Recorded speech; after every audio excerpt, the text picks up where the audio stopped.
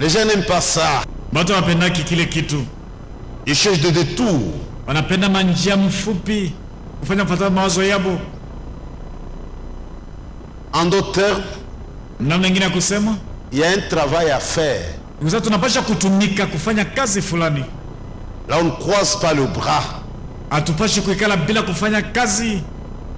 Il y a un message de Frère sur le petit livre de Ruth. Il dit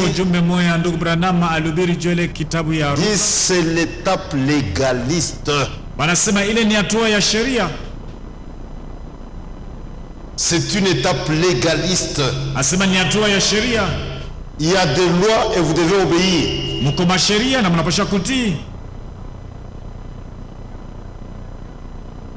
On ne doit pas tout confondre. Dans la parole de Dieu, il y a des promesses et des commandements. Quand Dieu dit il ne faut pas commettre l'adultère, ne volez pas, ça sont des commandements. Vous devez croire et obéir.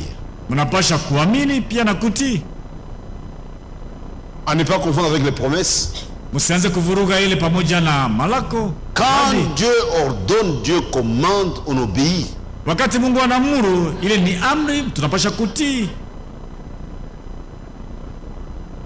À la loi et au témoignage, si l'on ne parle pas ainsi, il n'y aura pas de lumière pour le peuple. Ésaïe 8, 20.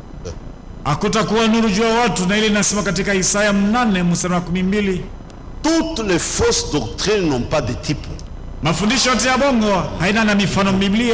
Quand vous êtes en face d'une doctrine, démontrez-moi le type de dans la Bible. S'il n'y a pas de type, il s'agit d'une fausse doctrine. Et on ne peut pas commencer une doctrine avec un seul passage biblique. Dieu respecte sa parole, que toute affaire soit réglée sur la déposition de 2 ou 3 témoins. Un seul passage biblique ne suffit pas pour justifier une doctrine. Je dois voir la chose depuis l'Ancien Testament jusque dans le Nouveau.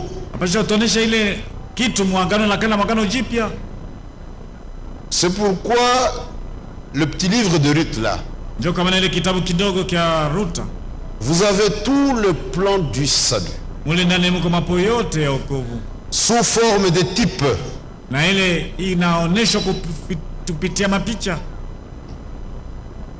C'est un petit livre. Si vous avez du temps à la maison, essayez de le parcourir. Ça vous fera du bien. Il y a presque tout là sous forme de type. Le petit livre de Ruth là. La première étape, c'est la décision de Ruth. La deuxième étape, c'est le service.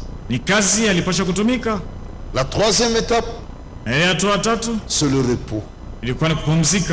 Et la quatrième étape, c'est la récompense.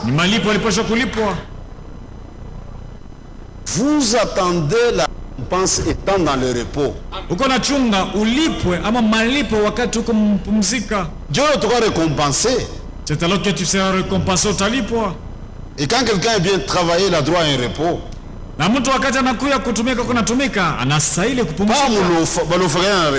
les chômeurs, ce sont les travailleurs.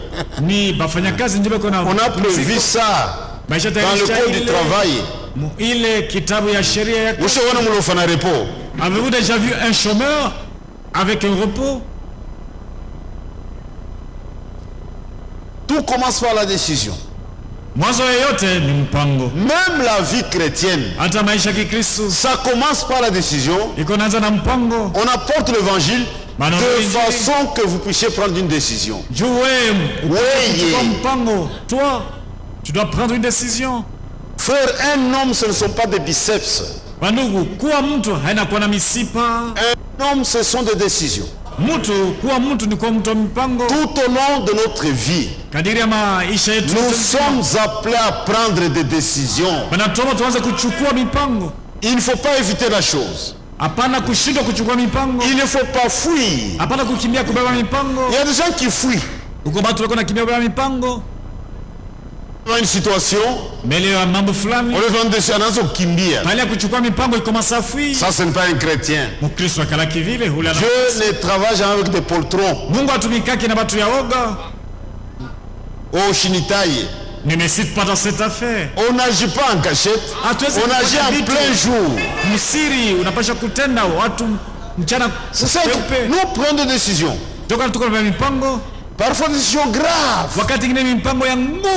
Il y a un nguvu sana. Des décisions graves. Lisez attentivement le petit livre. Vous voyez, c'était grave. Dieu qui est maître de l'histoire, il permet certaines choses. Et pour nous, toutes choses concourent au bien de ce qui est mieux. C'était au temps des juges. Il y avait une famine dans le pays. Njala. La famine. La crise. Njala kukosa fedha. Dolari kwa panda. Dolari kuna panda, il n'y a que la flamme. Il ne faut pas maudire le gouvernement. Il ne faut pas maudire le gouvernement. Dieu, il sait ce qu'il fait.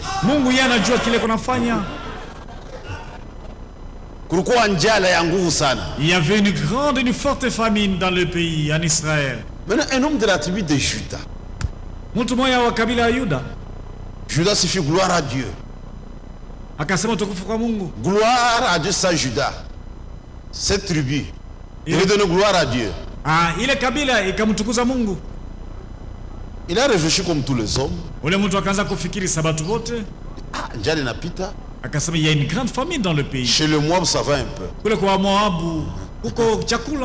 Autant aller là-bas. Frère, il est parti. Tout homme normal ferait la même chose. Il y a des gens qui fuient l'Afrique en Europe à la recherche de meilleures conditions de vie. C'est ce que ferait tout homme normal.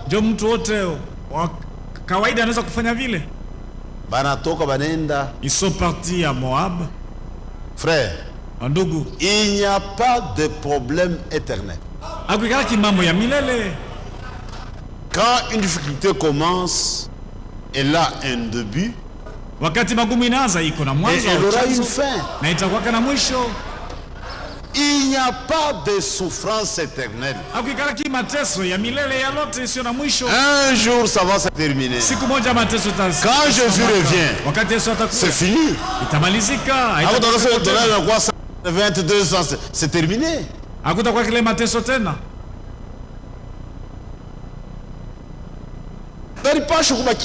Il devait rester en Israël. Frère, peu importe ce qui arrive, restez toujours avec la parole. Ne quittez jamais la parole. Même s'il y a des secousses, restez avec la parole. Ils sont partis. Peut-être quand ils venaient d'arriver, tout allait bien. Ici on est bien quand même. Chez nous le sac de farine coûtait $25. Ici c'est $5. Mais c'était le monde du péché. Le monde du péché.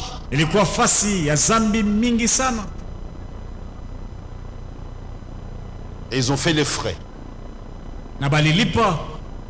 Un homme et ses 2 fils. Les 3 hommes sont morts. Et nous avons maintenant 3 veuves. 3 veuves, 3 femmes. 3 femmes veuves. Elles ont perdu leur mari. 3 veuves. bayane batatu, maman et ses belles-filles. Mama na bakwe yake bawili, babibi ya batoto yake bawili. Après un temps, elles ont appris que Dieu a béni Israël. Kisha masiku kupita, wakapata habari ya kwamba Mungu alibariki Israeli. Ile njala inaisha. La fin était terminée. Banaanza kurudia 3 veuves. Wanaanza kurudia, ils sont comment ils sont comment est-ce que vous savez que le femme représente les églises. Na tunajua kwamba mwanamke ni picha ya kanisa. Une femme juive, mwanamke mmoja Myahudi, et des femmes de nation. Na banamuke bawili ba mataifa.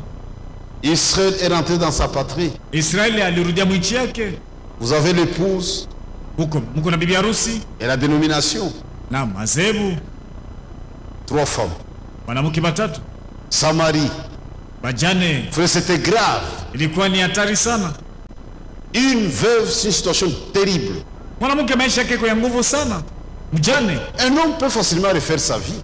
Mwanaume kama naficha anaweza kuoa tena. Mais pour lui c'est compliqué. Lakini jua mwanamke kama bwana yake c'est compliqué. Hawezi kwenda peke kujipeleka asema épouse-moi ou épousez-moi. C'est vraiment compliqué. Iko ya nguvu kwa mwanamke mjane kujipeleka peke kundoa.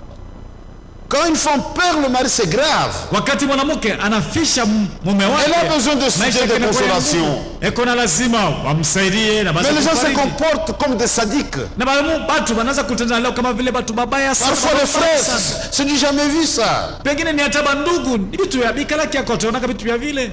C'est pas juste. Haina mzuri. Maintenant, Naomi prend la parole. Naomi sasa chukua neno. Elle a parlé durement. Na akasema kwa ukali sana, kwa nguvu. De façon à décourager ces belles filles à la suivre. Ilikuwa jua kuregeza bale ba kwa yake bawili, basi mfuate jua kurudi naye. Lisez ça attentivement. Usome mzuri sana kitabu cha Ruta. Un langage dur. Naomi alisema kwa ukali. Dieu est sévère. Mungu yeye ni mkali. Parmi les 2 belles filles, kati ya wale kwa yake bawili, Orpa la dénomination, Orpa mwenye kuwa zebu, asemina rudia kwetu. Akasa je rentre chez nous. Ruth est extraordinaire. Lakini Ruta aliachana na bengine. C'est un langage dur, difficile. Alikuwa upekee hata mbele ya ile msimamo wake mko ya makali sana. Elle a pris une décision. Lakini Ruta yeye alichukua mpango. Ruth répondit verset 16, chapitre 1. Ne me presse pas de te laisser. Mstari 16, Ruta akajibu, usinikaze nikuache. De retourner loin de toi. Na usinisukume niende mbali na wewe.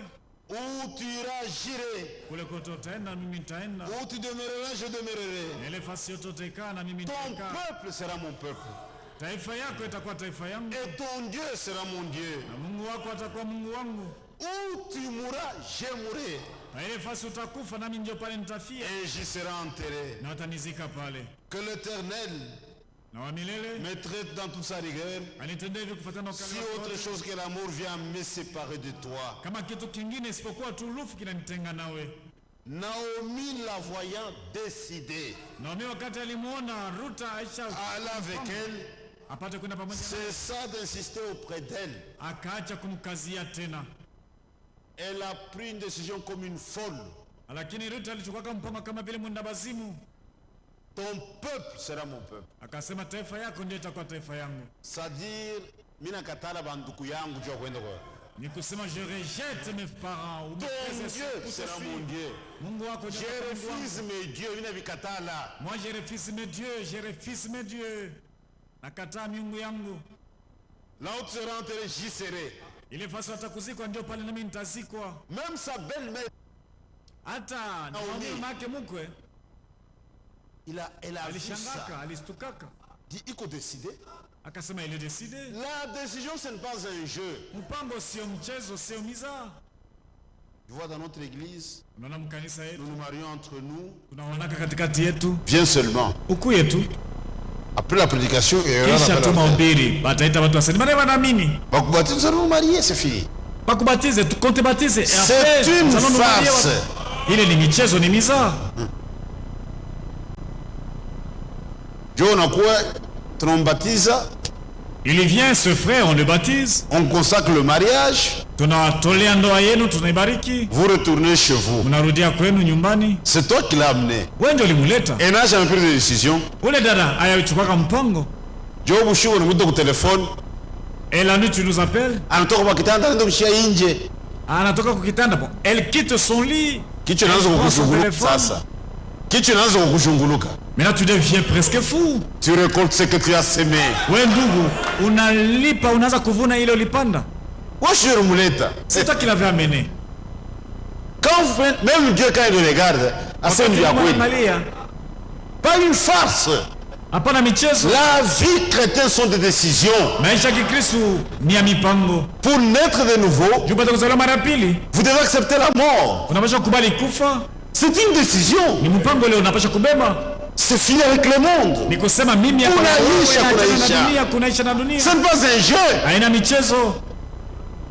Décidé. Quand Dieu regarde dans le cœur, il est décidé. Pas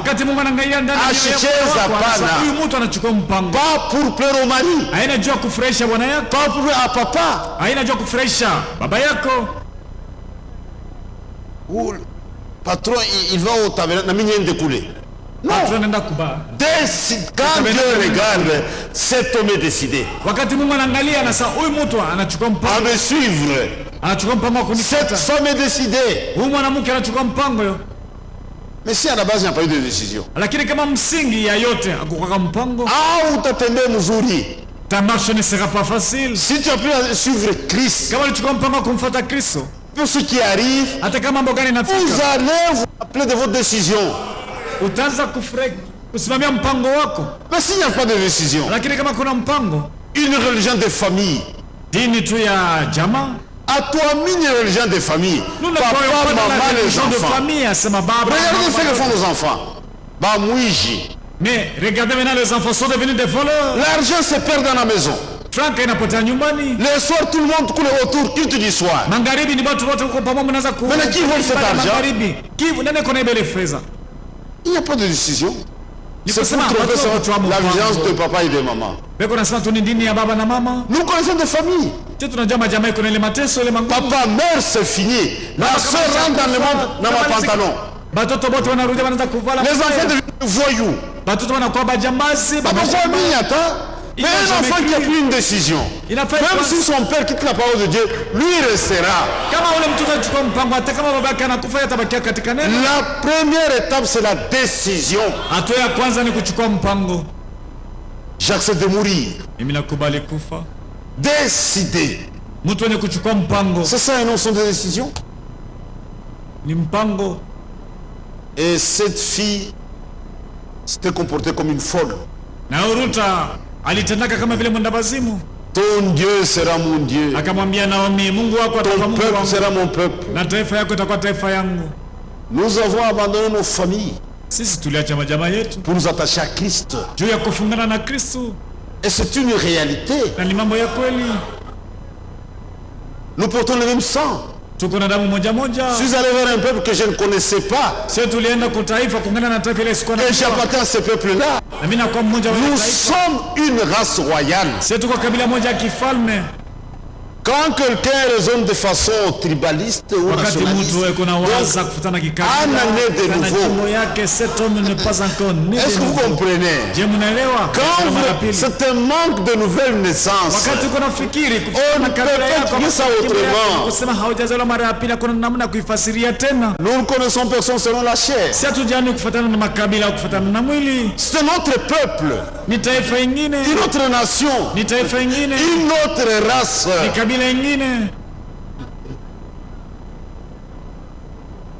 Une autre race.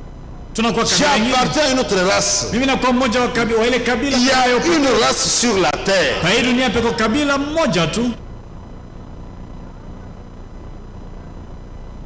Après la décision maintenant, ils sont rentrés. Dieu c'est le meilleur planificateur. Ils arrivent à Bethléem. Au commencement de la moisson.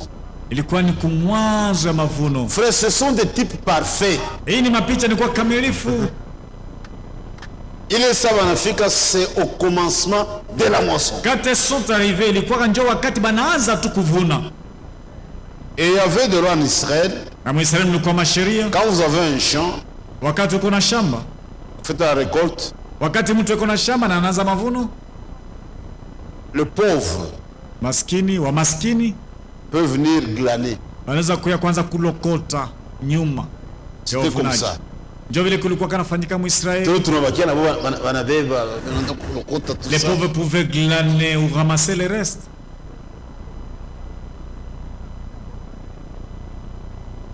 Ruth dit on doit les glaner pour vivre. Ruth akasema tunapaswa na sisi kwenda kulokota mshamba, juu na sisi tupate kupata chakula ya kuishi. Na elle est partie. Ruth akaenda. Elle n'a pas une carte, ça c'est le champ de bois.